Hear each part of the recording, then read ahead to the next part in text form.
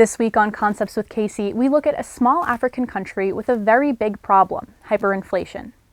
Zimbabwe has only been an independent country since 1980, when it was born from a former British colony.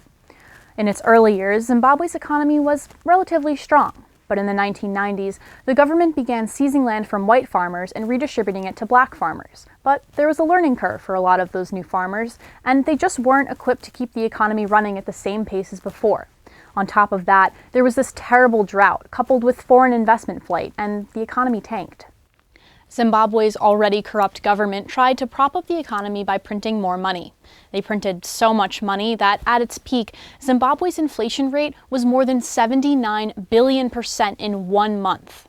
So what does hyperinflation mean for the average citizen? Let's break it down. You get a paycheck for $1,000. At the moment your paycheck is issued, $1,000 buys you a 13-inch MacBook Air. A second after the paycheck is in your hand, that same MacBook Air costs $26.7 million. That level of inflation makes it pretty impossible to have a functioning economy. So people stopped using Zimbabwe dollars altogether and turned to foreign currency, even though that was illegal.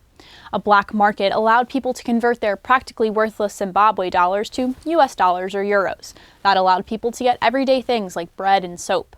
In 2009, the government finally lifted the ban on foreign currencies and stopped printing money altogether. Now citizens use the currency of their choice, usually US dollars. Thanks for joining us this week on Concepts with Kacie. If you have any financial terms you want us to unpack, send me an email.